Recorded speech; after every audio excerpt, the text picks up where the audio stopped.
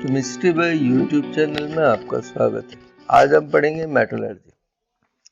Metallurgy 12th में भी है और कॉम्पिटिटिव एग्जाम में भी आती है। मेटलर्जी के 5 स्टेप फिक्स हैं और वो कौन से स्टेप हैं हम देखते हैं उन स्टेप्स को। पहला हम ओर को जमीन में से निकालते हैं, फिर उसका ओर का कॉन्सेंट्रेशन करते हैं। कॉन्सेंट्रेशन करने का मतलब होता है हम ओर पे से मिट्टी वगैरह हटा देते हैं, ठीक है ना। फिर हम करते हैं रोस्टिंग और कैल्सिनेशन। रोस्टिंग और कैल्सिनेशन करने के बाद में हम ओर की करते हैं स्मेल्टिंग।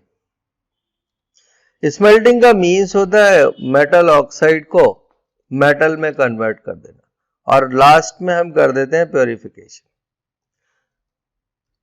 तो मैं आपको इनमें से हर स्टेप को 1 बाय 1 करके पढ़ाऊंगा। तो पहला स्टेप हम ओर निकालेंगे, सेकंड स्टेप में हम उस ओर का कंसंट्रेशन करेंगे, फिर रोस्टिंग और कैल्सिनेशन करेंगे, फिर स्मेल्टिंग कर देंगे और स्मेल्टिंग के बाद में मेटल निकाल देंगे, ठीक है। तो मेटलर्जी का मीन्स क्या होता है कि अगर हम किसी ओर से मेटल निकालें तो इस पूरे प्रोसेस को हम मेटलर्जी कहते हैं। और मेटलर्जी में 5 स्टेप्स आते हैं। कौन कौन से? और कॉन्सेंट्रेशन, रोस्टिंग, कैल्सिनेशन और प्योरिफिकेशन। ओके, तो हम आगे चलेंगे और फिर से देखेंगे इसमें क्या क्या होता है। तो हम चलते हैं मिनरल्स की तरफ। तो मिनरल्स क्या होते हैं? जो भी चीज हम जमीन में से खोद कर निकालते हैं, उसको हम मिनरल्स कहते हैं। और उन मिनरल्स में से जिससे मेटल को हम प्रॉफिटेबली एक्सट्रैक्ट करते हैं उसको हम ओर कहते हैं। तो जैसे हमने 4-5 मिनरल निकाले और उसमें से एक से सबसे ज्यादा मेटल प्रॉफिटेबल निकली तो हम उसको कह देंगे ओर। एग्जाम्पल में 4 स्टूडेंट पढ़ते हैं, सारे स्टूडेंट 10-10 हजार फीस देते हैं और बाकी एक स्टूडेंट 40,000 फीस देता है। तो जो 40,000 फीस देगा वो बच्चा ओर हो जाएगा और बाकी सारे बच्चे मिनरल्स हो जाएंगे। कुछ मेटल्स के ओर हमेशा नेटिव स्टेट में मिलते हैं और वो जो नेटिव स्टेट में ओर मिलते हैं वो होते हैं Au, Ag, प्लेटिनियम और कॉपर। मतलब ये 4 और नेटिव स्टेट से मिलते हैं। ये हमने कोलाइडल में भी बताया था क्या कि ब्रीडिंग आर्क मेथड से इन 4 मेटल्स के हम कोलाइडल बना सकते हैं। अब 16 फैमिली एलिमेंट को हम चाल्कोजन फैमिली कहते हैं, ठीक है ना। तो चाल्कोजन फैमिली क्यों कहते हैं? क्योंकि 16 फैमिली के जो 2 एलिमेंट है ऑक्सीजन और सल्फर वो हर ओर में प्रेजेंट होते हैं। या तो ओर ऑक्साइड होगा, या और सल्फाइड होगा, या और सल्फेट होगा, या फिर और कार्बोनेट। तो हमारे पास इंपॉर्टेंट और है, देख सकते हैं। पहला है अर्जेंटाइट सिल्वर का और है और Ag2S है। दूसरा है सिनेवार जिसका फॉर्मूला HgS है और तीसरा है PbS गैलिना। ये सल्फाइड के 3 इंपॉर्टेंट है। अब हम आ गए ऑक्साइड ओर की तरफ। ऑक्साइड ओर कॉपर का क्यूप्राइट है, क्यूप्राइट के बाद में जिंक का है और थर्ड है हमारा बॉक्साइड एल्यूमिनियम का ओर है और फोर्थ है टिन का SnO2 जिसको हम कैसेटराइट कहते हैं और ये बहुत ही इंपॉर्टेंट ओर है और जेई के एग्जाम में आ चुका है। और फिर है हमारा इंपॉर्टेंट इल्मेनाइट और रूटाइल और ये टाइटेनियम का ओर है, ये भी कॉम्पिटिटिव के लिए इंपॉर्टेंट है। अब हम चलते हैं कार्बोनेट ओर की तरफ। तो हम देख सकते हैं कार्बोनेट ओर में पहला है मैलाकाइट ग्रीन में का फॉर्मूला होता है copper carbonate dot copper hydroxide. अगर हम इसको काफी देर तक रखे रहे तो ये वाटर से रिएक्ट कर एटमॉस्फेयर की CO2 से रिएक्ट करता है और इसमें कार्बोनेट के मॉलिक्यूल 2 हो जाते हैं और 2 होते ही इसका कलर ब्लू हो जाता है। इसलिए जब हम कॉपर के बर्तन को मॉइस्ट एयर में रखा छोड़ देते हैं तो कॉपर का बर्तन ग्रीन और ब्लू कलर दिखाता है। तो ये 12th के लिए इंपॉर्टेंट है और कॉम्पिटिटिव के लिए इंपॉर्टेंट हो ही सकता है। नेक्स्ट है कैल्शियम कार्बोनेट, मैग्नीशियम कार्बोनेट जिसको हम डोलोमाइट कहते हैं। नेक्स्ट है कैलामाइन का फॉर्मूला जिंक कार्बोनेट। तो बच्चों जिसके फॉर्मूले से एलिमेंट का पता नहीं लगता वही थोड़े इंपॉर्टेंट होते हैं। सिडेराइट आयरन का ओर है और इसका फॉर्मूला FeCO3। सेरुसाइट इज इंपॉर्टेंट और ये कॉम्पिटिटिव के लायक है। Cerussite is ore of lead lead. और फिर व्हाइट लेड। व्हाइट लेड का फॉर्मूला है PbOH ट्वाइस और Pb कार्बोनेट। इसको हम व्हाइट पेंट की तरह भी यूज कर सकते हैं। सल्फेट में इंपॉर्टेंट और है एंग्लेसाइट जिसको हम PbSO4 कहते हैं और ये सिलिकेट और है ZnOSiO2 2H2 मेरे हिसाब से ज्यादा इंपॉर्टेंट नहीं। तो हम चलते हैं, हमने यहाँ पर और देख लिया। इसमें सबसे इंपॉर्टेंट और जो है वो है कैसेटराइट, एल्यूमिनाइट, रूटाइल, TiO2 SnO2। ठीक है ना। 12th के बच्चों के लिए इंपॉर्टेंट है मेलाकाइट और एजुराइट ब्लू। हम चलते हैं नेक्स्ट।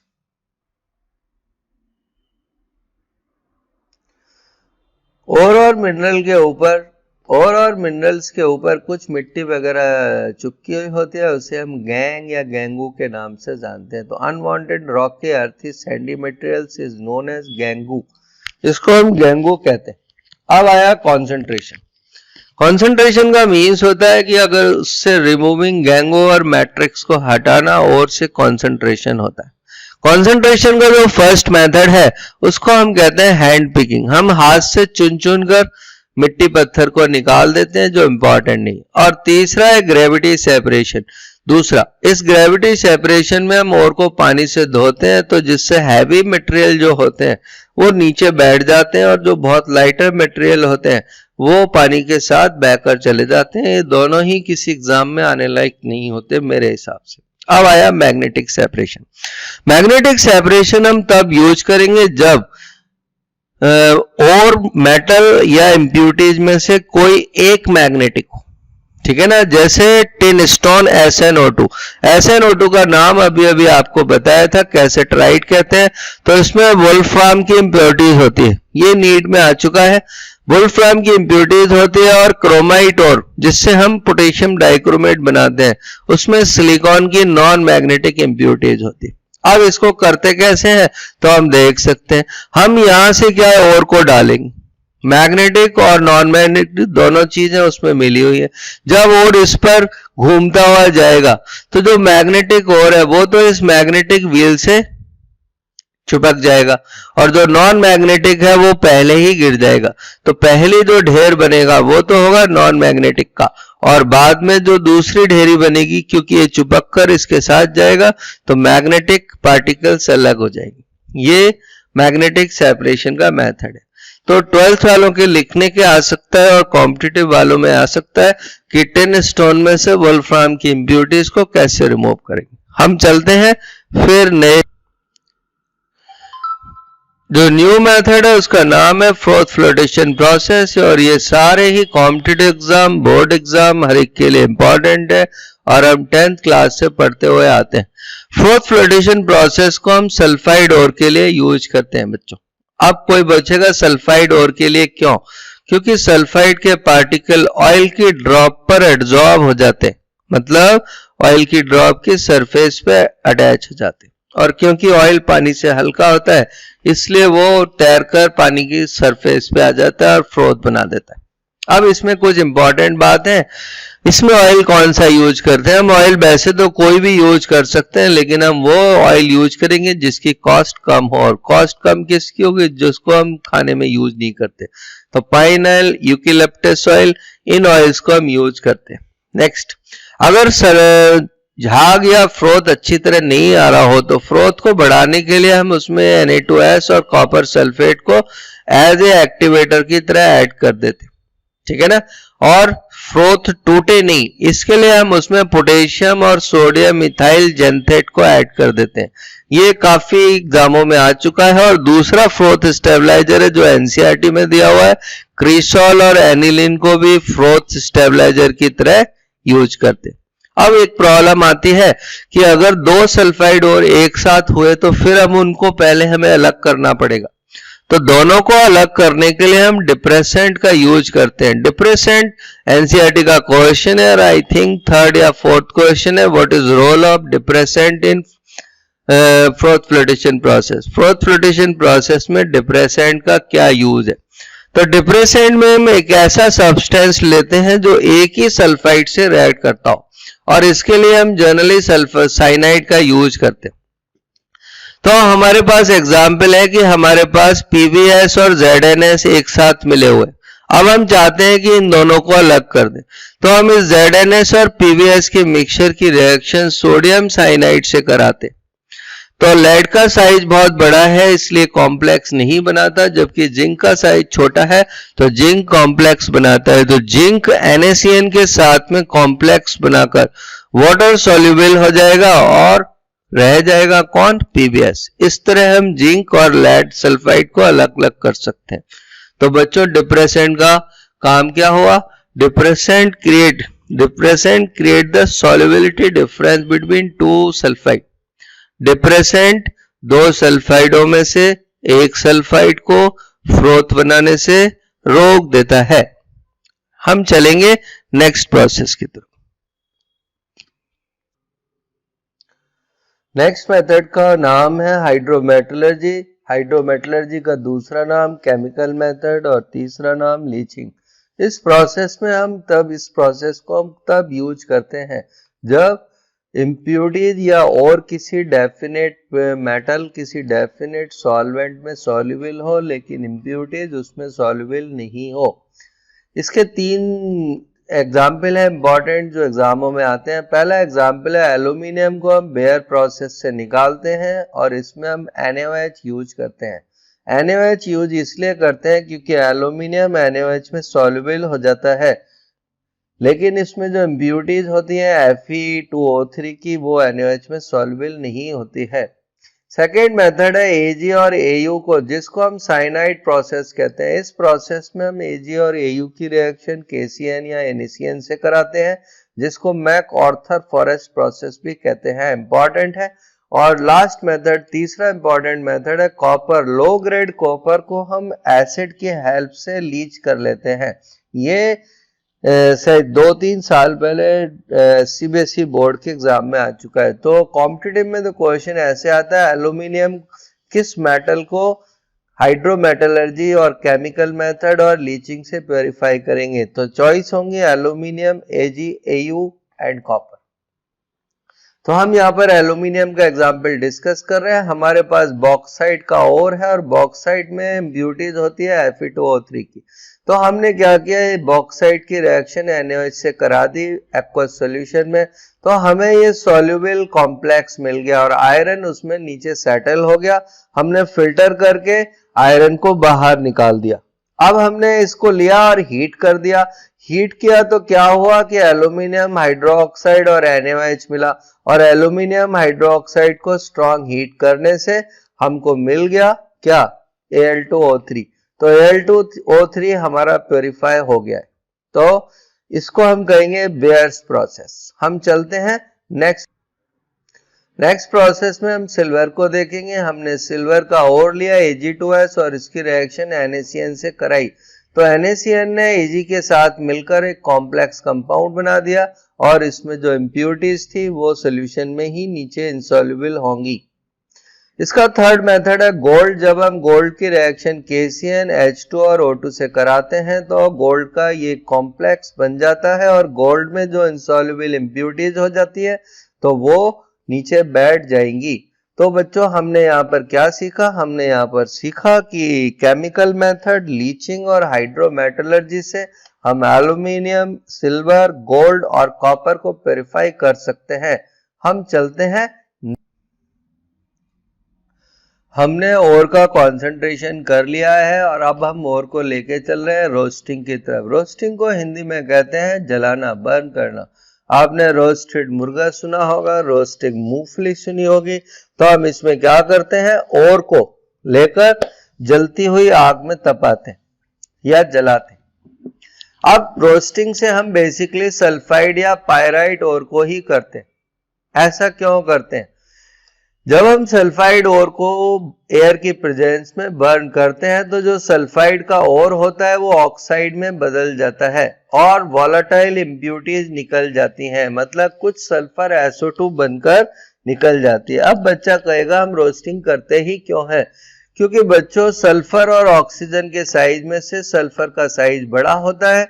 आपने फजान रूल में पढ़ा होगा कि जिसका एनाइन बड़ा होता है वो ज्यादा कोवलेंट होता है, तो Cu2S ज्यादा कोवलेंट है Cu2O के कंपैरिजन में, और जो ज्यादा कोवलेंट होता है उसका रिडक्शन आसान नहीं होता है। इसलिए हम इस सल्फाइड ओर को ऑक्साइड ओर में कन्वर्ट करते हैं रोस्टिंग से, जिससे कि ऑक्साइड का रिडक्शन इजीली हो जाए। एनसीईआरटी में क्वेश्चन है कि पायराइट ओर से सल्फर कॉपर निकालना डिफिकल्ट क्यों है? क्योंकि पायराइट और सल्फाइड और है, उसका रिडक्शन आसान नहीं है, इसलिए पहले हम करेंगे उसकी रोस्टिंग। अब हम चलते हैं कैल्सिनेशन। हम कैल्सिनेशन क्यों करते हैं? कैल्सिनेशन में हम ओर को एयर के एब्सेंस में या लिमिटिंग सप्लाई में ही हीट करते हैं। इसके दो मेन प्रोसेस हैं, एक तो वोलेटाइल इंप्यूरिटीज हट जाएगी, ठीक है ना, दूसरा रिमूवल ऑफ मॉइस्चर, जितनी भी मॉइस्चर होगी वो हट जाएगी। तीसरा इंपॉर्टेंट रोल है जो कॉम्पिटिटिव में आ सकता है कि कोई भी कार्बोनेट ऑक्साइड ओर में कन्वर्ट हो जाएगा। फिर कोई क्वेश्चन आया हमने कार्बोनेट को ऑक्साइड में क्यों चेंज किया? क्योंकि कार्बोनेट में कोवलेंट कैरेक्टर ज्यादा होता है, तो कार्बोनेट का रिडक्शन आसान नहीं होगा, जबकि ऑक्साइड का रिडक्शन आसान होता है क्योंकि इसमें आयोनिक नेचर होता है। तो देखो, जब हमने आयरन कार्बोनेट, जिसको हम सिडराइट मिनरल कहते हैं, हीट किया तो FeO बन गया। जब हमने Fe2O3 2H2O, इसको हाइड्रेटेड फेरिक ऑक्साइड कहते हैं, इसको हीट करने से इसकी मॉइस्चर निकल गई। जिंक कार्बोनेट को हम कैलामाइन कहते हैं और कैलामाइन को हीट करने से ZnO बन गया। PbCO3 को हम सेरुसाइड कहते हैं, तो सेरुसाइड को गर्म करने से PbO बन गया, क्योंकि PbO का रिडक्शन PbCO3 के कंपैरेटिवली आसान होगा। और लास्ट में हमारा डोलोमाइट मिनरल को हीट करने से हमको कैल्शियम ऑक्साइड और मैग्नीशियम ऑक्साइड मिला। तो हमने बच्चों फाइनली रोस्टिंग में क्या सीखा कि सल्फाइड ओर के लिए करते हैं और रोस्टिंग में सल्फाइड ऑक्साइड में कन्वर्ट हो जाता है, क्योंकि ऑक्साइड का रिडक्शन इजियर होता है। अब हमने कैल्सिनेशन में क्या सीखा? कैल्सिनेशन में लिमिटेड सप्लाई में करते हैं, एब्सेंस ऑफ एयर में करते हैं और मेल्टिंग पॉइंट के नीचे करते हैं, जिससे कार्बोनेट और ऑक्साइड में बदल जाता है, क्योंकि ऑक्साइड का रिडक्शन कार्बोनेट के कंपैरेटिवली आसान होता है। हम चलते हैं नेक्स्ट प्रोसेस। हम देखते हैं फ्लक्स क्या होता है। एनसीईआरटी का क्वेश्चन है फ्लक्स। फ्लक्स का मतलब होता है जो सब्सटेंस इंप्यूरिटीज को हटाने में हेल्प करे, उसको हम फ्लक्स कहते हैं। जब फ्लक्स इंप्यूरिटीज से रिएक्ट करता है तो स्लैग बन जाता है। अब फ्लक्स दो टाइप का होता है, एक एसिडिक फ्लक्स, इसका एग्जाम्पल है SiO2, और SiO2 का यूज हम बेसिक इंप्यूरिटीज को हटाने में करते हैं। तो FeO की इंप्यूरिटीज को हटाने के लिए एसिडिक फ्लक्स डालते हैं, जिससे हमें स्लैग मिल जाता है। ये 11th-12th की एनसीईआरटी का क्वेश्चन है कि कॉपर की मेटलर्जी में सिलिका का काम क्या है। तो सिलिका का काम है बच्चों FeO की इंप्यूरिटीज को हटाना।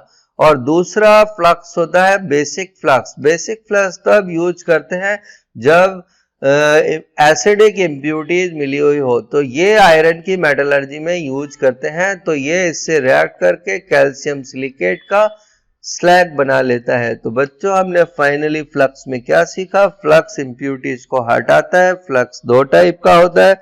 एसिडिक फ्लक्स का एग्जाम्पल है SiO2 जो कॉपर की मेटलर्जी में यूज होता है, और बेसिक फ्लक्स का एग्जाम्पल है लाइम CaO जिसको हम आयरन की मेटलर्जी में यूज करते हैं। अब हम देखते हैं types of furnace. Types Hindi में फर्नेस को भट्टी कहते हैं। भट्टी का मतलब जिसमें हम उसको जलाएंगे। फर्नेस कई टाइप की होती है। पहली फर्नेस का नाम है ब्लास्ट फर्नेस, और ये रिडक्शन फर्नेस है, मतलब मेटल ऑक्साइड के रिडक्शन में काम आएगी। दूसरी फर्नेस का नाम है रिवर्बरेटरी फर्नेस। इसकी खास बात यह है इसमें ओर को डायरेक्टली हीट नहीं करते हैं, सिर्फ उसको हॉट एयर से हीट करते हैं।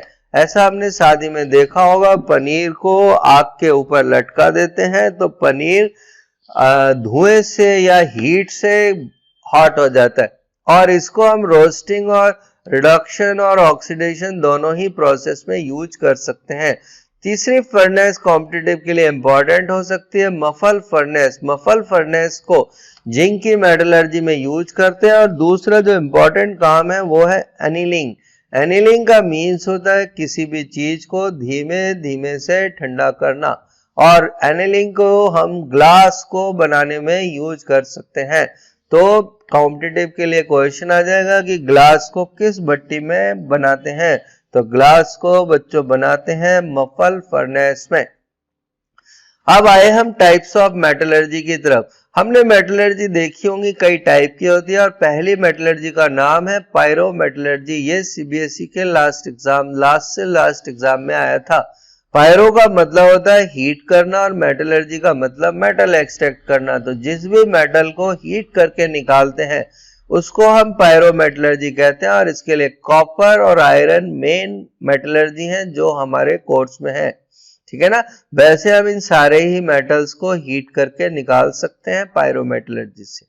और हाइड्रोमेटलर्जी से हम निकालते हैं जो हमने थोड़ी देर पहले ही देखा था, एल्यूमिनियम, सिल्वर, गोल्ड और कॉपर को। हम चलते हैं नेक्स्ट टॉपिक की तरफ, और नेक्स्ट टॉपिक है हमारा हाइड्रोमेटलर्जी। हमने अभी अभी देखा ही है। अब आया इलेक्ट्रिक मेटलर्जी से। इलेक्ट्रिक मेटलर्जी से हम किसी को भी निकाल सकते हैं और इससे सबसे प्योर मेटल मिलती है। इलेक्ट्रिक मेथड में हम इलेक्ट्रिसिटी की हेल्प से करते हैं, लेकिन बच्चों इंपॉर्टेंट क्या है कि एल्कली मतलब फर्स्ट ग्रुप, एल्कलाइन मतलब सेकंड ग्रुप, और एल्यूमिनियम मतलब थर्ड ग्रुप का एलिमेंट। ये सारी रिएक्टिव मेटल है और इनको सिर्फ इलेक्ट्रिक मेथड से ही निकाल सकते हैं। जैसे हमने कॉपर को कोक से या CO से निकाल सकते हैं, लेकिन सोडियम, पोटेशियम, कैल्शियम, एल्यूमिनियम को हम उस मेथड से नहीं निकाल सकते, क्योंकि ये बहुत ही स्ट्रॉन्ग रिड्यूसिंग एजेंट है, और कोई भी रिड्यूसिंग एजेंट इनको रिड्यूस नहीं कर पाएगा। हम चलते हैं आगे, और नए प्रोसेस का नाम है स्मल्टिंग। स्मल्टिंग का मतलब होता है बच्चों मेटल ऑक्साइड को किसी रिड्यूसिंग एजेंट की हेल्प से मेटल में कन्वर्ट कर देना स्मल्टिंग होता है। और रिड्यूसिंग एजेंट हम इलिंगम डायग्राम की हेल्प से सेलेक्ट करते हैं। दूसरी बात, किसी भी मेटल ऑक्साइड से मेटल निकालने के लिए उसकी डेल्टा जी रिएक्शन की नेगेटिव होनी चाहिए। ठीक है ना। अब हम देखते हैं आयरन और इसका। तो जब हम जिंक की रिएक्शन कार्बन के साथ करते हैं तो जिंक और CO मिल जाता है, और इस रिएक्शन की डेल्टा जी नेगेटिव होती है। इसलिए ZnO के लिए बेटर रिड्यूसिंग एजेंट कौन होगा? कार्बन। तो बच्चों हमने सीखा जिंक के लिए बेटर रिड्यूसिंग एजेंट कार्बन है। अब चलते हैं आयरन की तरफ। ठीक है ना। आयरन की मेटलर्जी के लिए CO बेटर रिड्यूसिंग एजेंट होता है। तो बच्चा पूछेगा क्यों?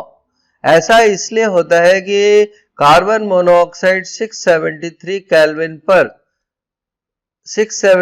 केल्विन पर आयरन का रिडक्शन कर देता है, जबकि कार्बन 1123 केल्विन टेम्परेचर पर आयरन का रिडक्शन करता है। और 1123 केल्विन टेम्परेचर जनरेट करने के लिए हमें ज्यादा फ्यूल बर्न करना पड़ेगा, जिससे हम जो आयरन एक्सट्रैक्ट करेंगे उस आयरन की बच्चों कॉस्ट बढ़ जाएगी। तो आयरन की मेटलर्जी के लिए बेटर रिड्यूसिंग एजेंट कौन होगा? CO। ये एनसीईआरटी का 6 क्वेश्चन है।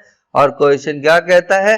क्वेश्चन में क्लियरली मेंशन नहीं है, सिर्फ इतना ही दिया हुआ है कि लोअर CO और C में से 673 केल्विन टेम्परेचर पर कौन बेटर रिड्यूसिंग एजेंट होगा? तो बेटर रिड्यूसिंग एजेंट कौन होगा बच्चों? कार्बन मोनोऑक्साइड, क्योंकि कार्बन मोनोऑक्साइड Fe2O3 का 673 केल्विन टेम्परेचर पर रिडक्शन कर दे। अब आया ऑटो रिडक्शन। ये कॉम्पिटिटिव के लिए इंपॉर्टेंट हो सकता है। तो हम चलते हैं ऑटो रिडक्शन की तरफ। ऑटो रिडक्शन का मतलब होता है खुद ही मेटल का रिडक्शन हो जाना। ये 12th के लिए इंपॉर्टेंट कम है और कॉम्पिटिटिव के लिए बहुत ही इंपॉर्टेंट है। जब हम HGS की रोस्टिंग करते हैं तो रोस्टिंग में ही ये मरकरी में कन्वर्ट हो जाता है। तो बच्चों क्वेश्चन आता है कौन सी मेटल रोस्टिंग में ही एक्सट्रैक्ट हो जाती है। और इसका एकमात्र एग्जाम्पल है अपनी बुक में मरकरी। मरकरी रोस्टिंग में क्या होता है, HGS से पहले HGO बनता है और HGO और HGS आपस में ही रिएक्ट करके रोस्टिंग में ही मेटल दे देता है। कॉपर में भी ऐसा ही होता है, लेकिन कॉपर के लिए हमको हीट करना पड़ता है। रोस्टिंग में डायरेक्ट मेटल सिर्फ मरकरी निकलती। हम चलते हैं नेक्स्ट क्वेश्चन की तरफ, जो हमारे पास एनसीईआरटी का क्वेश्चन है। एनसीईआरटी के क्वेश्चन में वो हमसे कहता है कि Cr2O3 की heat of formation 540 kilo joule है, जो नेगेटिव वैल्यू है, और Al2O3 की वैल्यू -827 किलो जूल है, जो भी नेगेटिव है। ठीक है, अब वो पूछता है क्या क्रोमियम का रिडक्शन एल्यूमिनियम से हो सकता है? तो हो सकता है अगर रिएक्शन की डेल्टा जी नीचे नेगेटिव आए तो हमने देखा कि यहाँ पर दोनों की वैल्यू उसने हीट ऑफ फॉर्मेशन के टर्म्स में दे रखी है। एल्यूमिनियम और क्रोमियम की वैल्यू ये रेस्पेक्टिवली है। एल्यूमिनियम की हीट ऑफ फॉर्मेशन -827 और क्रोमियम की हीट ऑफ फॉर्मेशन 540। अब हम डेल्टा जी निकालने के लिए थर्मोडायनेमिक्स में चलेंगे, और थर्मोडायनेमिक्स कहती है कि प्रोडक्ट में से रिएक्टेंट की वैल्यू को माइनस कर देंगे। तो हमने ये इक्वेशन बना ली, और अब इस इक्वेशन में प्रोडक्ट में से रिएक्टेंट की वैल्यू को माइनस कर देंगे। क्योंकि क्रोमियम और एल्यूमिनियम फ्री एलिमेंट है, इसलिए इनकी डेल्टा जी की वैल्यू 0 होगी। तो Al2O3 में से हमको Cr2O3 की वैल्यू को माइनस करना है। तो जब हमने एल्यूमिनियम की -827 में से एल्यूमिनियम की -540 को माइनस किया, तो आप देख सकते हैं हमको -287 वैल्यू मिली, जो नेगेटिव है। इसका मीन्स एल्यूमिनियम क्रोमियम को रिड्यूस कर सकता है। इसको हम एल्यूमिनियम थर्माइट बेल्डिंग भी, एल्यूमिनियम थर्माइट प्रोसेस भी कहते हैं। अब एनसीईआरटी में इसमें क्वेश्चन है, इसकी डेल्टा जी नेगेटिव है, फिर भी ये रिएक्शन रूम टेम्परेचर पर क्यों नहीं होती है? क्योंकि बच्चों इस रिएक्शन की एक्टिवेशन एनर्जी बहुत हाई होती है, तो हमें बाहर से कुछ टेम्परेचर देना पड़ता है, और एक बार रिएक्शन स्टार्ट हो गई तो फिर रिएक्शन अपने आप ही आगे बढ़ती है।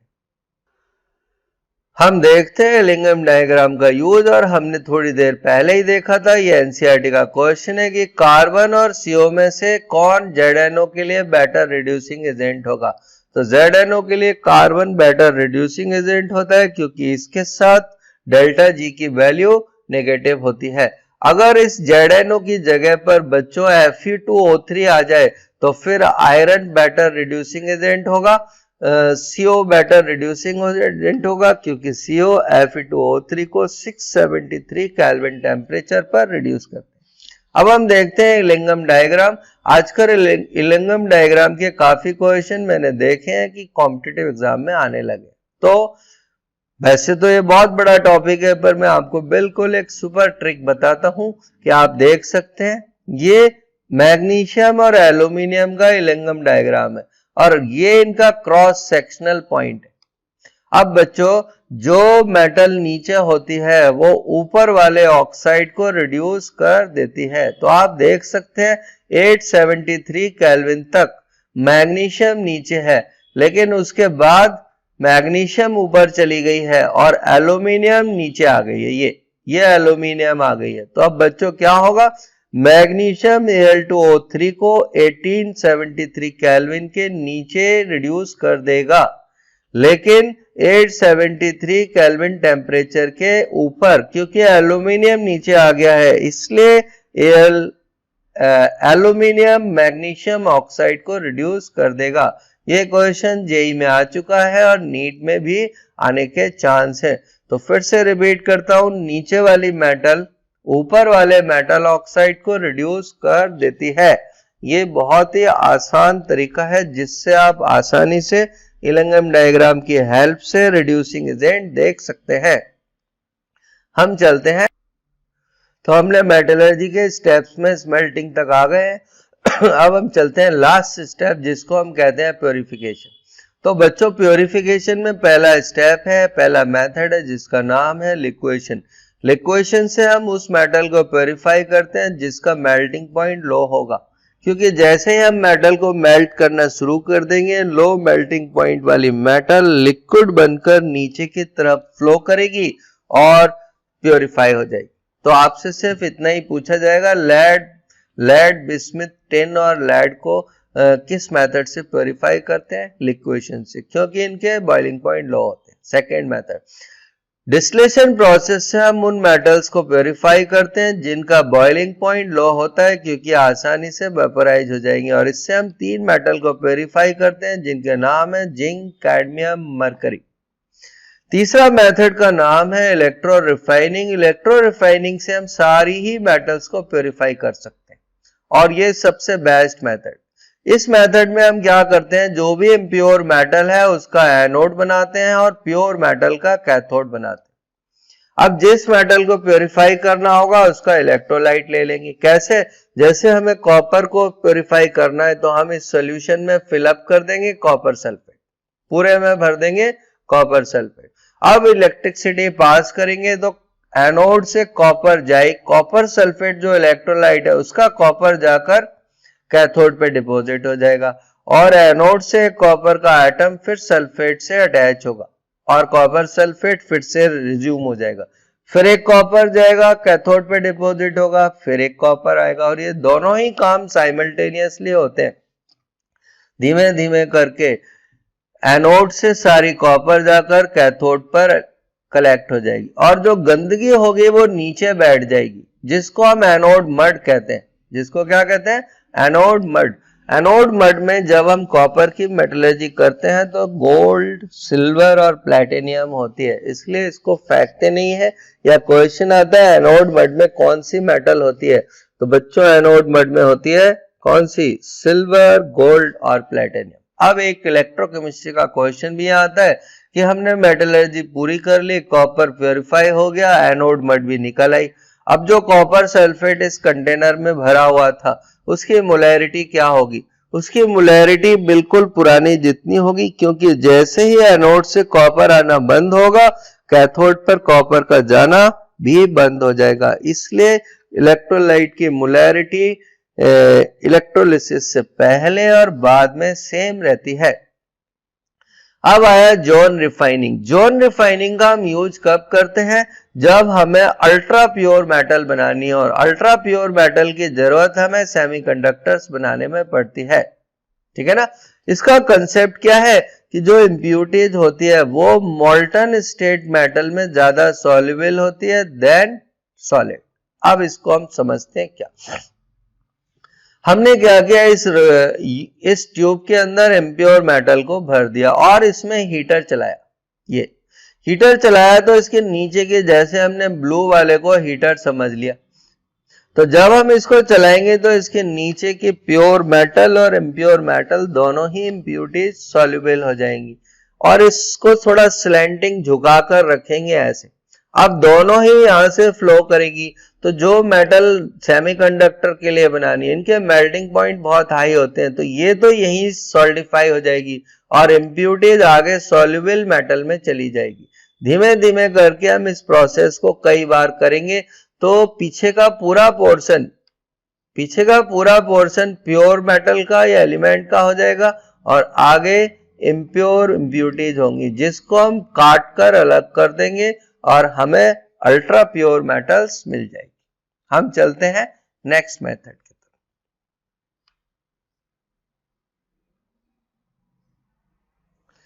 नेक्स्ट मेथड बहुत ही इंपॉर्टेंट है और कॉम्पिटिटिव एग्जाम में भी आता है और इसका नाम है vapour phase refining process. Vapour phase refining process का कंसेप्ट ये है कि सबसे पहले हम मेटल की रिएक्शन एक ऐसे कंपाउंड से कराएंगे जिसके साथ वो वोलेटाइल कंपाउंड बना ले। अब वोलेटाइल कंपाउंड बन जाएगा तो वो गैस में कन्वर्ट हो जाएगा और उसको किसी दूसरे कंटेनर में एक्युमुलेट कर लेंगे और फिर जब उसको हीट करेंगे तो वो ब्रेक हो जाएगा। इस मेथड में दो कंसेप्ट आते हैं और पहला है वॉन ऑर्कल। वॉन ऑर्कल से टाइटेनियम और जिरकोनियम को प्योरीफाई करते हैं। ये जेई मेंस के एग्जाम में आ चुका है। हमने टाइटेनियम सॉलिड की रिएक्शन जब आयोडीन के साथ में करी तो टाइटेनियम आयोडाइड का गैसियस सब्सटेंस मिल गया। इस टाइटेनियम आयोडाइड को जब हमने गर्म किया तो टाइटेनियम फिर से ब्रेक हो गया और टाइटेनियम प्योर मिल गया और इम्प्यूरिटीज यहीं पर रह गई थी। दूसरा इंपॉर्टेंट प्रोसेस है जिसका नाम है मॉन्ट प्रोसेस। ये भारत के सारे ही एग्जामों में आ चुका है कि मॉन्ट प्रोसेस से किस मेटल को प्योरीफाई करते हैं। तो हम क्या करते हैं, निकल की रिएक्शन CO से कराते हैं। CO के साथ में निकल वोलाटाइल निकल टेट्रा कार्बोनिल बनाता है जिसकी हाइब्रिडाइजेशन sp3 और डायमैग्नेटिक सब्सटेंस होता है। ये लास्ट जेईई के एग्जाम में आया था। अब जब हम इसको हीट करते हैं तो हीट करने पर टेट्रा कार्बोनिल ब्रेक हो जाता है और हमें प्योर निकल मिल जाती है। बच्चों निकल का एस्टिमेशन, अब बच्चे कभी कभी कंफ्यूज हो जाते हैं। निकल का एस्टिमेशन तो हम करते हैं DMG मेथड से और निकल का प्योरिफिकेशन करते हैं मॉन्ट प्रोसेस से। प्योरिफिकेशन के नेक्स्ट मेथड का नाम है क्रोमेटोग्राफी। तो हम चलते हैं क्रोमेटोग्राफी मेथड को हम तब यूज करते हैं जब सब्सटेंस बहुत कम क्वांटिटी में हो और वो डिस्ट्रॉय नहीं होना चाहिए। ये किस प्रिंसिपल पर बेस्ड है, इस प्रिंसिपल का नाम है, आप देख सकते हैं, chromatographic method based on differential adsorption. ठीक है ना, डिफरेंशियल एडजॉर्प्शन। अब बच्चा कहेगा डिफरेंशियल एडजॉर्प्शन क्या होता है। तो बच्चों डिफरेंशियल एडजॉर्प्शन क्या होता है कि जैसे हम एग्जाम्पल में सब समझते हैं, जब हम क्लास में पढ़ते हैं तो हम सबके एडजॉर्ब होने की पावर अलग अलग होती है। कुछ बच्चों को ज्यादा समझ आता है और कुछ बच्चों को कम समझ आता है। तो जिसको ज्यादा समझ आता है वो ज्यादा एडजॉर्ब कर लेता है और जिसको कम समझ में आता है वो कम एडजॉर्ब करता है। ठीक है, अब क्या करते हैं, हमारे पास एक वाटर में दो कलर मिक्स हो गए हैं। कौन कौन से कलर, एक रेड कलर, ठीक है ना, और एक रेड कलर के अलावा हम देख लेते हैं कौन सा कलर, ग्रीन कलर। तो हमने पानी में ये दो कलर को मिला दिया और अब हम चाहते हैं दोनों कलर मिक्स हो जाए। तो हमने क्या किया, उस पानी को इस क्रोमेटोग्राफिक कॉलम में से पास किया। क्रोमेटोग्राफिक कॉलम में हमने भर रखा है Al2O3। कौन भर रखा है, Al2O3, जो एडजॉर्प्शन के काम आता है, या हम इसमें कोई दूसरा एडजॉर्बेंट भी भर सकते हैं। अब जब हमने दोनों को इस क्रोमेटोग्राफी कॉलम में डाल दिया तो दोनों ही सब्सटेंस की एडजॉर्ब होने की रेट अलग अलग है। तो आप देख सकते हैं जब ये इसमें से पास हुआ तो रेड वाले ने तो यहां पर बैंड बना ली और ग्रीन वाले ने यहां पर बैंड बना ली। इसका मतलब क्या हुआ, ग्रीन और रेड कलर अलग हो चुके हैं। अब हमें इसको निकालना है। तो हम इसको निकालने के लिए सॉल्वेंट का यूज करेंगे और जिस सॉल्वेंट को यूज करते हैं इस प्रोसेस को हम इल्यूशन कहते हैं। तो कॉम्पिटिटिव में क्वेश्चन आता है कि इल्यूशन का मतलब क्या है। इल्यूशन का मतलब है एडजॉर्ब सब्सटेंस को सॉल्वेंट की हेल्प से निकालना। अब बच्चों इल्यूशन में सॉल्वेंट यूज कैसे करेंगे, ये कॉम्पिटिटिव के लिए इंपॉर्टेंट है कि हम सॉल्वेंट कैसे यूज करते हैं। सबसे पहले नॉन पोलर, फिर सेमी पोलर और फिर मोस्ट पोलर कंपाउंड। ठीक है ना। दूसरी बात, ग्रीन कलर ज्यादा एडजॉर्ब हो रहा है, रेड कलर कम एडजॉर्ब हो रहा है। अब हम चलते हैं प्योरिफिकेशन के लास्ट दो मेथड की तरफ जो कॉम्पिटिटिव के लिए इंपॉर्टेंट है। और वो दो मेथड कौन कौन से हैं, वो दो मेथड हैं क्यूपलेशन और पोलिंग। क्यूपलेशन प्रोसेस से हम सिल्वर को प्योरीफाइड करते हैं और इस प्रोसेस में क्या करते हैं, हम हड्डी की राख से कटोरी बनाते हैं। कटोरी का मतलब क्यूपल बनाते हैं और इस क्यूपल में चांदी को डालकर गर्म करते हैं। चांदी में बेसिक इम्प्यूरिटीज लेड की होती है। लेड की इम्प्यूरिटीज होती है तो कटोरी या हड्डी लेड को एब्जॉर्ब कर लेती है और चांदी प्योरीफाई हो जाती है। हमने पहले सुना होगा लेडेड पेट्रोल यूज करते थे।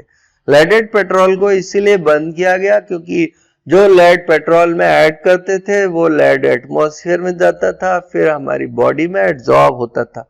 एड्जॉर्ब होने से हमारी हड्डियों में कैंसर बढ़ने लगा, इसलिए लेड को बंद कर दिया। और लास्ट प्रोसेस है पोलिंग।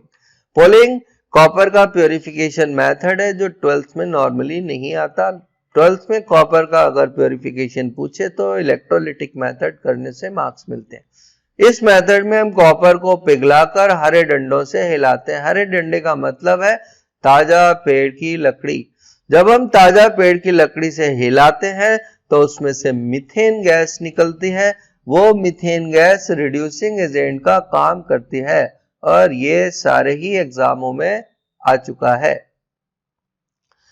तो हमने इस मेटलर्जी में बेसिक कंसेप्ट में क्या क्या पढ़ा? सबसे पहले हमने ओर्स देखे, और सल्फाइड होता है, कार्बोनेट होता है, ऑक्साइड होता है, जिसमें मेरी तरफ से सबसे इंपॉर्टेंट कैसेटराइट और एंग्लेसाइट मोस्ट इंपॉर्टेंट ओर है, ठीक है ना। फिर हमने कॉन्सेंट्रेशन ऑफ ओर किया। कॉन्सेंट्रेशन ऑफ ओर करने के बाद में हमने रोस्टिंग करी, जो सल्फाइड ओर को ऑक्साइड में बदल देती है, क्योंकि ऑक्साइड का रिडक्शन आसान होता है। या हमने कैल्सिनेशन करी, क्योंकि कैल्सिनेशन से कार्बोनेट और ऑक्साइड और में कन्वर्ट हो जाता है और ऑक्साइड का रिडक्शन इजियर होता है, ठीक है ना। फिर और के कॉन्सेंट्रेशन के हमने 3 मेथड पढ़े। पहला मेथड था मैग्नेटिक, जो इंपॉर्टेंट था। दूसरा था फ्रोथ फ्लोटेशन प्रोसेस, और लास्ट प्रोसेस था केमिकल सेपरेशन। केमिकल और हाइड्रोमेटलर्जी और लीचिंग से हम सिल्वर, गोल्ड और सिल्वर को निकाल सकते हैं, और लो ग्रेड कॉपर को भी। फिर हम स्मेल्टिंग में चले गए। स्मेल्टिंग ब्लास्ट फर्नेस में करते हैं, जिसमें हम मेटल ऑक्साइड की हेल्प से मेटल को एक्सट्रैक्ट करते हैं। आयरन की मेटलर्जी के लिए CO बेटर रिड्यूसिंग एजेंट है, क्योंकि ये 673 केल्विन पर रिडक्शन करता है। जबकि जिंक की मेटलर्जी के लिए कार्बन अच्छा रिड्यूसिंग एजेंट होता है, और मरकरी और कॉपर की मेटलर्जी में कोई भी रिड्यूसिंग एजेंट यूज नहीं करता। फिर हमने एलिंगम डायग्राम देखा और उसमें सीखा कि नीचे वाली मेटल ऊपर वाले मेटल ऑक्साइड को रिड्यूस कर देती है। ये क्वेश्चन एनसीईआरटी में 2 बार दिया हुआ है कि मैग्नीशियम Al2O3 को कब रिड्यूस करेगी। तो 873 केल्विन टेम्परेचर के नीचे मैग्नीशियम Al2O3 को रिड्यूस कर देती है, लेकिन 1873 केल्विन टेम्परेचर के ऊपर एल्यूमिनियम मैग्नीशियम को एब्जॉर्ब कर देती है, प्योरीफाई कर देती है। फिर हमने प्योरिफिकेशन का मेथड देखा, जिसमें फर्स्ट था डिस्टिलेशन। डिस्टिलेशन से जिंक, कैडमियम, मरकरी को प्योरीफाई करते हैं, और लिक्वेशन से हम लेड, बिस्मिथ, टिन को करते हैं। फिर तीसरे मेथड का नाम था जोन रिफाइनिंग। जोन रिफाइनिंग से हम अल्ट्रा प्योर मेटल और सेमीकंडक्टर को बनाते हैं। फोर्थ मेथड का नाम था वेपर फेज रिफाइनिंग, जिसमें हम मोल्ड प्रोसेस से निकेल को और वॉन ऑर्कल मेथड से हम टाइटेनियम और जिरकोनियम को प्योरीफाई करते हैं। लास्ट में था क्यूपलेशन प्रोसेस, जिससे हम सिल्वर को प्योरीफाई करते हैं, और सबसे लास्ट था पोलिंग। पोलिंग में कॉपर को प्योरीफाई करते हैं। तो हमने यहाँ पर प्योरीफिकेशन पढ़ लिया। अब इंडिविजुअल मेटलर्जी के लिए हम नेक्स्ट वीडियो को देखेंगे। तो आप तैयार हो जाए, नेक्स्ट वीडियो में डिस्कस करूंगा आयरन, कॉपर, एल्यूमिनियम, सिल्वर और गोल्ड की मेटलर्जी, और हमारा मेटलर्जी चैप्टर फिनिश हो जाएगा। अगर आपको मेरे वीडियो अच्छे लगते हैं तो शेयर करते रहें दूसरों के साथ, जिससे ज्यादा से ज्यादा व्यू आ सके।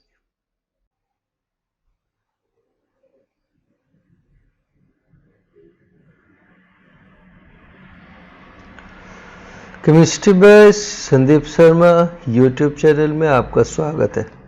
आज हम पढ़ेंगे आयरन की मेटलर्जी। आयरन की मेटलर्जी में हम सबसे पहले देखते हैं आयरन के ओर। आयरन का जो मेन ओर है उसको हम हेमेटाइट कहते हैं, और ये रेड कलर का होता है। जबकि Fe3O4 को हम मैग्नेटाइट कहते हैं। मैग्नेटाइट इसलिए कहते हैं क्योंकि ये मैग्नेटिक नेचर का होता है और इसका कलर ब्लैक कलर का होता है।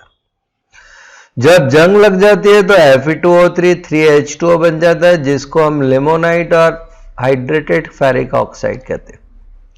इसके कार्बोनेट और का नाम होता है सिडराइट, और फॉर्मूला होता है FeCO3 सिडराइट। इसके सल्फाइड और को आयरन पाइराइड कहते हैं, और इसको फूल्स गोल्ड के नाम से भी जानते हैं, जिसको SO2 बनाने के काम में यूज करते हैं। और इसका 6th ओर है कॉपर आयरन पाइराइड, जिसको चाल्को पाइराइड भी कहते हैं। बच्चों, एक कैल्को पाइराइड भी होता है जो कॉपर का ओर होता है, ठीक है ना। तो ये है हमारे ओर। अब हम देखते हैं आयरन की फॉर्म। आयरन की 4 फॉर्म होती है। फर्स्ट फॉर्म का नाम होता है पिग आयरन। पिग आयरन में 4% से ज्यादा कार्बन होता है, इसलिए सबसे इम्प्योर फॉर्म है। आयरन की दूसरी फॉर्म का नाम है कास्ट आयरन। कास्ट आयरन में कार्बन का कंटेंट 2.5 से लेकर 4% तक होता है। और कास्ट आयरन 2 फॉर्म में मिलता है, एक होता है वाइट कास्ट आयरन, और वाइट कास्ट आयरन में जो कार्बन होता है वो Fe के साथ Fe3C बना लेता है, जिसका नाम होता है सीमेंटाइट। ये नीट के पेपर में आ चुका है। और दूसरा होता है ग्रे कास्ट आयरन, जिसमें कार्बन ग्रेफाइट फॉर्म में होता है। इसके थर्ड फॉर्म को हम रॉट आयरन कहते हैं। रॉट आयरन में 0.12 से लेकर 0.25% तक कार्बन होता है, और ये आयरन का सबसे प्योरेस्ट फॉर्म है।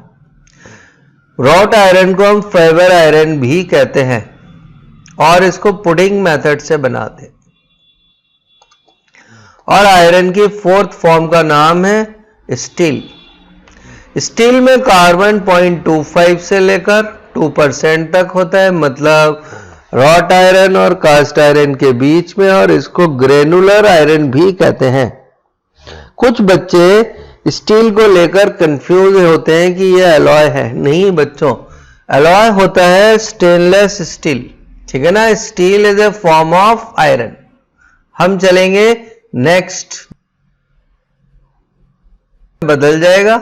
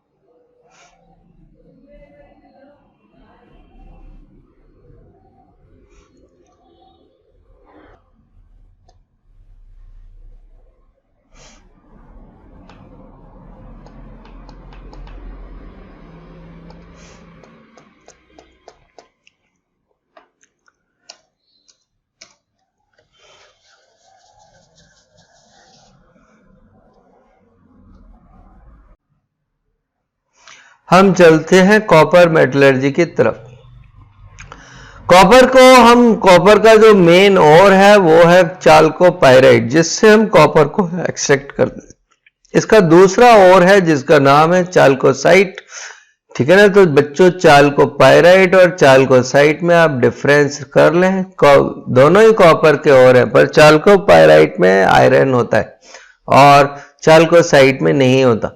इसके तीसरे ओर का नाम है मेलाकाइट ग्रीन। मेलाकाइट ग्रीन एक डबल सॉल्ट है क्योंकि इसमें कॉपर कार्बोनेट और कॉपर हाइड्रोक्साइड मिल जाता है। अगर हम मेलाकाइट को कुछ दिनों तक रखा छोड़ दें तो ये एयर से रिएक्ट करता है और इसका जो हाइड्रोक्साइड वाला पार्ट है वो उसके एक मॉलिक्यूल और कार्बोनेट में बदल जाता है। तो मेलाकाइट में से एजुराइट में 2 कॉपर के मॉलिक्यूल हो जाते हैं और कॉपर हाइड्रोक्साइड का मॉलिक्यूल एक हो जाता है और इसका कलर ब्लू हो जाता है। ये कॉम्पिटिटिव में आ सकता है कि जब हम कॉपर के बर्तन को एयर में, मॉइस्ट एयर में खुला छोड़ते हैं तो उस पर ब्लू और ग्रीन परत आ जाती है जो मेलाकाइट ग्रीन और एजुराइट ब्लू की होती है। CO2O को हम रूबी कॉपर कहते हैं। रूबी कॉपर का रंग रेड होता है। इसमें कॉपर की ऑक्सीडेशन नंबर +1 है। D10 में ये कलर दिखाता है जिसका रीजन होता है चार्ज ट्रांसफर कॉम्प्लेक्स। और ये इसका अगला और है जो ज्यादा इंपॉर्टेंट नहीं कह सकते, बोरोनाइट नाम है। और तीसरा एटकेमाइट, कॉपर क्लोराइड और कॉपर हाइड्रोक्साइड को मिलाकर एटकेमेमाइट कहते हैं। तो हम देखते हैं कॉपर के मेन और कॉपर पाइराइट से कॉपर निकालने का मेथड। क्योंकि कॉपर पाइराइट एक सल्फाइड ओर है तो हम इसको सबसे पहले ले जाएंगे कंसंट्रेशन मेथड में, और जितने भी सल्फाइड ओर हैं उनका कंसंट्रेशन हम करते हैं सल्फाइड फोर्थ फ्लोटेशन प्रोसेस से। फोर्थ फ्लोटेशन प्रोसेस में हम यूज करते हैं पाइन ऑयल, कॉपर का या किसी का भी सल्फाइड और एयर जब पास करते हैं तो फ्रोथ बन जाता है। फ्रोथ को स्टेबलाइज करने के लिए हम पोटेशियम जेंथेट, क्रीसॉल या एनिलीन यूज करते हैं। अगर फ्रोथ नहीं बन रहा है तो कॉपर सल्फेट या Na2S मिला देते हैं। और अगर हमें 2 सल्फाइड ओर में डिफरेंस करना है तो हम उसमें मिला देते हैं साइनाइड, क्योंकि साइनाइड क्या करता है, एक ओर को बनने से रोक देता है। अब भाई हम फिर लेके जाते हैं रोस्टिंग। रोस्टिंग रिवर्बिटरी फर्नेस में करते हैं। रोस्टिंग एयर की प्रेजेंस में की जाती है जिससे फ्री सल्फर डाइऑक्साइड बनकर निकल जाती है। एक काम तो क्या हुआ, दूसरा काम, इससे जो वोलेटाइल इंप्यूरिटीज हैं वो भी हट जाती हैं। जैसे आर्सेनिक की इंप्यूरिटीज आर्सेनिक ऑक्साइड बनकर निकल जाती है।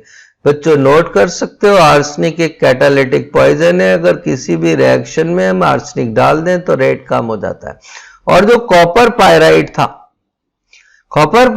था वो टूटकर Cu2S, FeS और SO2 में बदल जाता है। जब हम रोस्टिंग कर लेते हैं तो फिर हम स्मल्टिंग में जाते हैं, ठीक है ना। स्मल्टिंग में क्या होता है, जो FeS यहां से बना था वो FeS O2 से रिएक्ट करके FeO बना लेता है और SO2 उड़ जाती है, और FeO सिलिका से रिएक्ट करके स्लैग बना लेता है। ये एनसीईआरटी का क्वेश्चन है और एग्जाम में आ भी चुका है कि कॉपर की मेटलर्जी में सिलिका का क्या फंक्शन है। कॉपर की मेटलर्जी में सिलिका फ्लक्स का काम करता है जो FeO की इम्प्यूरिटीज को बाहर निकाल देता है।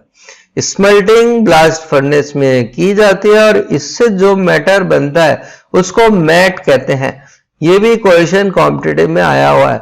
मैट का फॉर्मूला Cu2S और FeS मेनली होता है। कुछ बुक्स में FeO भी दिया होता है जो मेरी समझ में रॉन्ग है। इसके बाद हम बेसमेराइजेशन प्रोसेस में जाते हैं। बेसमेराइजेशन प्रोसेस में कॉपर मैट की हीटिंग करते हैं। तो जो रिएक्शन स्मेल्टिंग में हुई थी ऑलमोस्ट वही रिएक्शन फिर से होती है। तो बचा कुचा FeS O2 से रिएक्ट करके FeO और SO2 गैस बनाता है जो उड़ जाती है। FeO SiO2 से रिएक्ट करता है और स्लैग बना लेता है। अब इंपॉर्टेंट रिएक्शन बच्चों, ये रिएक्शन हर बच्चों को आनी ही चाहिए। Cu2S का पार्शियल ऑक्सीडेशन होता है। पार्शियल ऑक्सीडेशन से CO2O और SO2 में बदल जाता है। यहाँ बच्चे पार्शियल ऑक्सीडेशन से मतलब समझते हैं कि कम होगा, नहीं, केजी में वेट के टर्म्स में अगर ये 10 किलो था तो 6 किलो का ही होगा और 4 किलो यही बच जाएगा। तो अब देखो 6 किलो तो CO2O बन गया और 4 किलो CO2S, तो दोनों आपस में रिएक्ट करते हैं और कॉपर और SO2 बना लेते हैं। जब ये SO2 मोल्टन कॉपर में से निकलती है तो कॉपर के सरफेस पर ब्लिस्टर या छाले पड़ जाते हैं, इसलिए इसका नाम ब्लिस्टर कॉपर कहते हैं। तो 12th में क्वेश्चन आ सकता है ब्लिस्टर कॉपर क्या होता है, तो हम लिखेंगे when SO2 is escaped from the molten copper, blister form on the surface is called blister copper। हम पहले भी पढ़ चुके हैं कि कॉपर की मेटलर्जी में और मरकरी की मेटलर्जी में कोई रिड्यूसिंग एजेंट नहीं होता है, खुद इसमें मेटल ही रिड्यूसिंग एजेंट का काम करता है। फर्क क्या है, कॉपर बेसमराइजेशन में जाकर रिड्यूस होता है जबकि मरकरी रोस्टिंग में ही रिड्यूस हो जाता है। तो हम चलते हैं नेक्स्ट प्रोसेस। कॉपर की रिफाइनिंग करने के लिए हम मेनली इलेक्ट्रोलाइटिक मेथड का यूज करते हैं, जो हमने अभी पीछे पढ़कर आए हैं। इलेक्ट्रोलाइटिक रिफाइनिंग में इम्प्योर कॉपर का एनोड बनाएंगे, प्योर कॉपर का कैथोड बनाएंगे और इलेक्ट्रोलाइट कॉपर सल्फेट और H2SO4 लेंगे, ठीक है ना। जब हम इसकी इलेक्ट्रोलिसिस करेंगे तो प्योर कॉपर कैथोड पर एक्यूमुलेट होगा और एनोड के नीचे एनोड मड जम जाएगी जिसमें कॉस्टली मेटल होती है, गोल्ड, प्लेटिनियम, सिल्वर, इसलिए एनोड मड को फेंकते नहीं है। सेकेंड मेथड कॉम्पिटिटिव वालों के लिए इंपॉर्टेंट है, polling. Polling with green would मतलब पेड़ की ताजा लकड़ी को तोड़कर गर्म कॉपर को उससे हिलाते हैं, उसमें से मीथेन गैस निकलती है जो इम्प्योरिटीज को ऑक्सीडाइज कर देती है और हमको प्योर कॉपर मिल जाता है। अब आया low copper from low grade ores and scrap, ये एनसीईआरटी में दिया हुआ है और एक बार बोर्ड में भी आया हुआ है और नीट में भी। अगर लो ग्रेड कॉपर आता है तो हम उसको हाइड्रोमेटलर्जी से निकालते हैं, मतलब किसी केमिकल की हेल्प से। तो लो ग्रेड कॉपर को गड्ढे में डालकर हम उसमें कोई बैक्टीरिया या एसिड डाल देते हैं, वो एसिड हाइड्रोजन गैस प्रोड्यूस करती है और उससे कॉपर +2 से या कॉपर सल्फेट से हमको कॉपर मिल जाता है। हम आगे देखते हैं कॉपर के एलॉय। कॉपर का पहला एलॉय है ब्रास। ब्रास में एस से पता लगता है, टिन नहीं होगा, क्योंकि कुछ बच्चों को जिंक और टिन में कंफ्यूजन हो जाता है। ब्रास बनती है कॉपर और जिंक से, इसमें कॉपर होता है 60 to 80% और बाकी नहीं। दूसरा है गन मेटल। गन मेटल क्या होता है, कॉपर और जिंक में अगर हम थोड़ा सा टिन मिला दें तो ये गन मेटल बन जाती है और इससे बंदूक बनाने के काम में आती है और इसका परसेंटेज होता है 87, 10%, 3%। कॉपर का तीसरा इंपॉर्टेंट एलॉय है इनवार। इनवार में 36% निकेल होती है और Fe। अब इसकी इंपॉर्टेंस क्या है, इससे हम पुरानी जो घड़ियां आती थी पेंडुलम वाली, वो पेंडुलम वाली वॉच बनाते हैं, क्योंकि इसका थर्मल एक्सपेंशन कोएफिशिएंट बहुत कम होता है। तो इनवार पेंडुलम वाली घड़ियों का टाइम सर्दियों के टाइम में स्लो नहीं होता है, क्योंकि पेंडुलम की लंबाई नहीं बढ़ती है। हम चलते हैं नेक्स्ट एलॉय की तरफ। जब हम इसके दूसरे एलॉयज को देखते हैं तो इंपॉर्टेंट एलॉय है मोनल मेटल। मोनल मेटल बनाने के लिए हम कॉपर में निकेल और आयरन को मिला देते हैं। इंपॉर्टेंस क्या है, फ्लोरीन बनाने के लिए स्पेसिफिकली मोनल मेटल ही यूज की जाती है। अगला है ब्रॉन्ज। ब्रॉन्ज में कॉपर और टिन होता है। इंपॉर्टेंस यह है कि ब्रॉन्ज से ऑर्गेनिक एसिड नहीं रिएक्ट करते हैं, जबकि ब्रास से कर जाते हैं, इसलिए खाना बनाने के लिए कांसा या ब्रॉन्ज बेटर मेटल है, क्योंकि इसमें जो फूड के ऑर्गेनिक एसिड होंगे वो रिएक्ट नहीं करते। आगे है बेल मेटल, जिसको हिंदी में घंटा धातु कहते हैं। घंटा धातु बनाने के लिए हम कॉपर और टिन को मिलाते हैं। तो ब्रॉन्ज में उसमें फर्क यह है कि इसमें टिन 80% और टिन 20% होता है। इससे हम घंटा बजा मंदिर के घंटे बजाते हैं। मंदिर के घंटे को बजाने से उसमें से साउंड वेव्स निकलती हैं जो बैक्टीरिया को किल करती हैं, डिप्रेशन को ठीक करती हैं। इसलिए मंदिर जाने से हमको फायदा होता है। और अगला एलॉय है जर्मन सिल्वर। जर्मन सिल्वर में सिल्वर 0% होती है। तो कभी कभी क्वेश्चन आ जाता है किस में सिल्वर 0 होती है। तो जर्मन सिल्वर में 3 कंपोनेंट होते हैं, कॉपर, जिंक और निकल। अगला है हमारा rolled gold. Rolled gold copper का एलॉय है और नकली सोना बनाने के काम में आता है। 1980 में जब बाबू जगजीवन राम ने गोल्ड पर रोक लगा दी थी तो तब रोल्ड गोल्ड का यूज काफी हुआ। अगला है फास्फोरस ब्रॉन्ज। इससे हम रेडियो और मोबाइल के एंटीने बनाते हैं और इसके एंटीना बनाने के लिए कॉपर, टिन, फास्फोरस को मिलाया जाता है 83, 13 और 2% में। ठीक है ना। तो हमारी और ये है हमारी मैग्नीज स्टील। ये मैग्नीज स्टील में 12 से 15% मैग्नीज मिला दिया जाता है। इंपॉर्टेंट ये है स्टेनलेस स्टील। स्टेनलेस स्टील एक एलॉय है जबकि स्टील एक आयरन की फॉर्म है। इसमें आयरन कॉपर के अलावा 11.5% क्रोमियम और 2% निकल होती है और निकल की वजह से इसमें जंग नहीं लगती, क्रोमियम की वजह से जंग नहीं लगती। मैग्नीशियम, एल्यूमिनियम और मैग्नीशियम का एलॉय है जिसका यूज हम एयरक्राफ्ट बनाने में करते हैं। ठीक है। और एक्लेट भी एल्यूमिनियम का एलॉय है और एल्यूमिनियम ब्रॉन्ज भी एल्यूमिनियम का एलॉय है। थर्माइट बेल्डिंग से हम रेलवे ट्रैक की बेल्डिंग करते हैं। जब एल्यूमिनियम की रिएक्शन Fe2O3 से करते हैं तो Fe2O3 रिएक्ट कर हमको देता है Fe और जो रेलवे ट्रैक में टूटे हुए पार्ट में फिट हो जाता है। Railway track fit